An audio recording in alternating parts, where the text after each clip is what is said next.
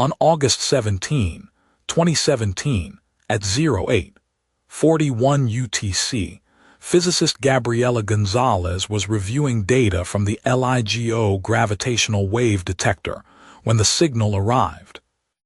Two objects were colliding 130 million light-years away, and the detector was measuring their final spiral into each other in real time. Each object had the mass of our sun crushed into a sphere, the size of a city. The collision that followed was the most violent event ever directly observed by humanity. A neutron star is what remains when a massive star exhausts its fuel and collapses. The star's core, once a sphere the size of Earth, compresses into an object roughly 20 kilometers across. The density is so extreme that a teaspoon of neutron star material would weigh as much as Mount Everest. These are the densest objects in the universe, short of black holes themselves. For decades, neutron-star mergers were purely theoretical. Astronomers knew the mathematics demanded they should occur. When two neutron stars orbit each other in a tight binary system, they gradually lose energy through gravitational radiation and spiral inward. But no one had ever seen one. Then, in 1974, Russell Hulse and Joseph Taylor discovered the pulsar PSRB 1913+16, a neutron star in a binary system that was losing orbital energy exactly as Einstein's equations predicted. The merger would occur, but not for another 2 billion years. By 2015, the Laser Interferometer Gravitational Wave Observatory, LIGO, had been upgraded to Advanced LIGO, increasing its sensitivity by a factor of 10. For the first time, it could detect the gravitational waves from distant cosmic events. Scientists did not expect to find a neutron star merger so quickly. The universe, however, had other plans. On the morning of August 17, 2017, at 12:41 UTC, the Advanced LIGO detector in Livingston, Louisiana registered a signal. 40 milliseconds later, the detector in Hanford, Washington registered the same signal. The time delay told the scientists where the event was occurring, in the direction of the galaxy NGC 4993. The gravitational wave signal was unlike anything they had measured before. It lasted 100 seconds, far longer than the merger of two black holes, which LIGO had detected before. Something was different about this collision. The two colliding objects had masses of 1.4 and 1.6 solar masses, confirming they were neutron stars, not black holes. But there was a problem. The signal continued after the merger. Gravitational waves from a merger should stop when the two objects combine. Instead, the detector kept measuring oscillations. Something remained after the collision, something that should not have been there. The gravitational waves kept arriving for a simple reason. The two neutron stars had not instantly merged into a black hole. Instead, they had created a hypermassive neutron star, a temporary object held together by its own rotation, spinning hundreds of times per second. Gravity was pulling it apart, while angular momentum was holding it together. The collision was not a single event. It was the beginning of a catastrophe that would unfold over the next few seconds. The hypermassive neutron star existed for only a few seconds. The rotation could not hold back gravity forever. As the core spun down, friction from the tremendous magnetic field dissipated rotational energy. The object was being torn apart by its own gravity.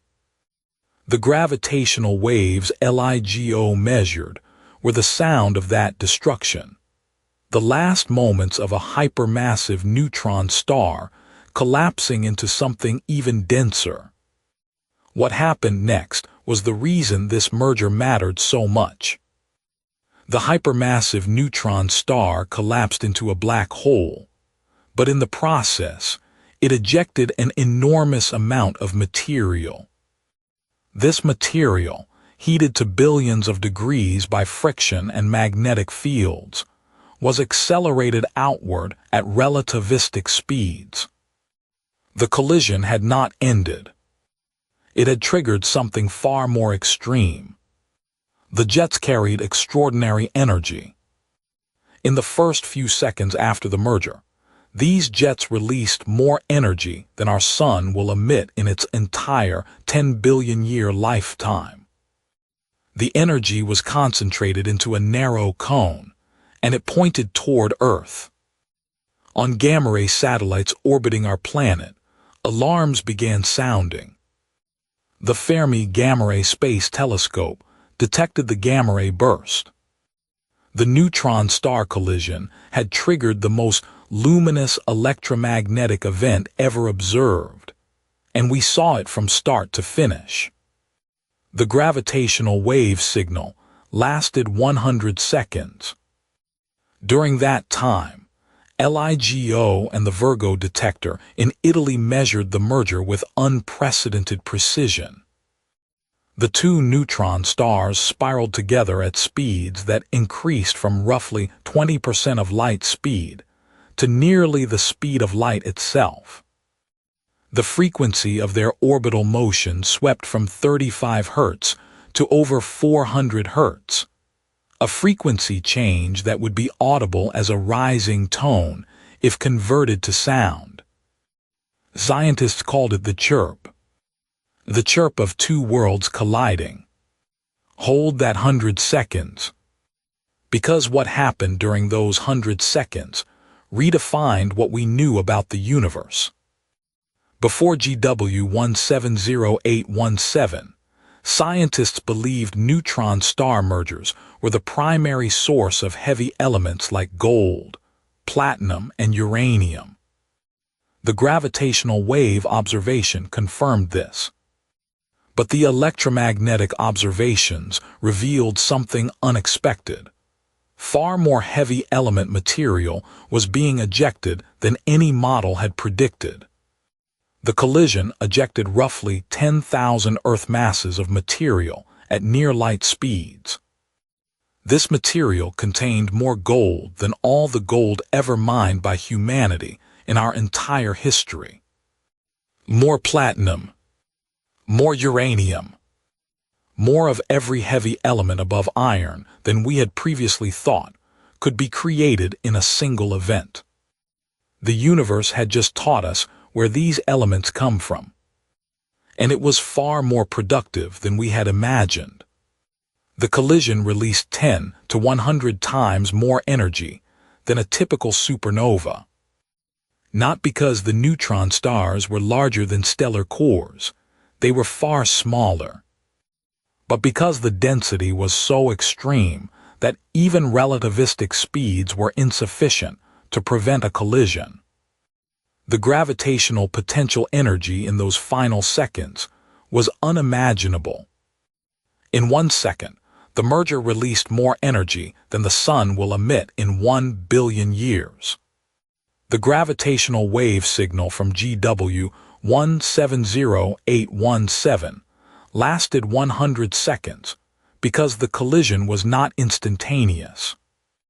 The orbital decay, the hypermassive neutron star's existence, the collapse into a black hole, the material ejection, all of it unfolded over time. LIGO measured the frequency of the orbital motion, rising from 35 Hz to over 400 Hz. That rising tone, that chirp, was the voice of the collision itself. And we heard it for 100 seconds.